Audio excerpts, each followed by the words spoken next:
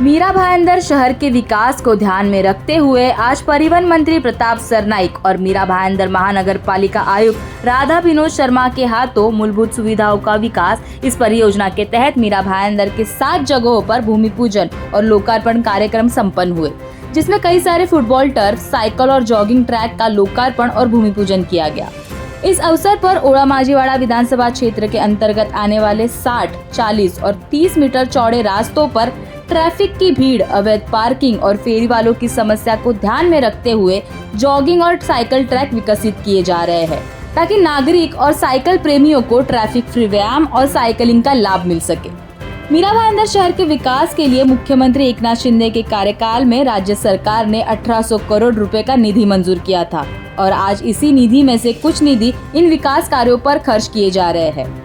इस पूरे कार्यक्रम को लेकर परिवहन मंत्री प्रताप सरनाईक ने क्या कुछ कहा, आइए सुनते हैं। हमारे मीरा भाईंदर महानगर पालिका के लोकप्रिय कमिश्नर राधा विनोद शर्मा जी के उपस्थिति में आज सभी विकास कामों का हमने उद्घाटन किया, भूमि पूजन किया। उसमें खासकर हमारे राज्य के तत्कालीन मुख्यमंत्री एकनाथ शिंदे साहब जब भी मुख्यमंत्री थे तो भी उन्होंने मीरा भाईंदर शहर के लिए विकास के तौर पे 1800 करोड़ रुपए का निधि उपलब्ध करके दिया था। रास्ते कंक्रीटीकरण और इतर कामों के लिए उन्होंने 900 करोड़ रुपए का निधि दिया था, तो 2700 करोड़ रुपए का निधि उनके कार्यकाल में उपलब्ध हुआ था।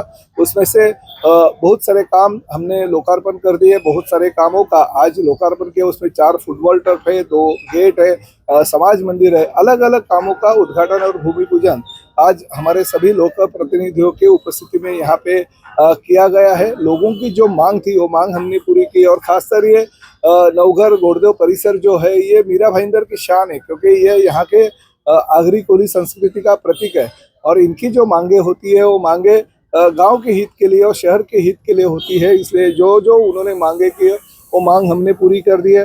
साथ में ये भी मैं कहना चाहता हूँ कि हमारा जो नवघर का तालाब है वो तालाब में 65 फीट की विट्ठल की प्रतिमा का हम निर्माण कर रहे हैं। कमिश्नर साहब ने उसको भी सैंक्शन दे दिया है और आषाढ़ी एकादशी है 6 जुलाई को, तो आषाढ़ी एकादशी के दिन उसका पूजा किया जाएगा, लोकार्पण किया जाएगा। तो लोगों को, जो लोग हमारे पंढरपुर नहीं जा सकते वो लोग यहीं पे हमारे नवघर के पवित्र भूमि में आके यहीं पे विठल का दर्शन ले सकते हैं और आषाढ़ी एकादशी मना सकते हैं। इस तरह से हम इस परिसर के विकास में हमारे विठल भगवान को भी शामिल कर रहे हैं। जैसे कि आपने सुना, ये विकास शहर के लिए एक नई दिशा के और कदम उठा रहा है, जिससे मीरा भाईंदर एक आधुनिक, व्यवस्थित और हेल्दी सिटी बनने की ओर अग्रसर हो रहा है।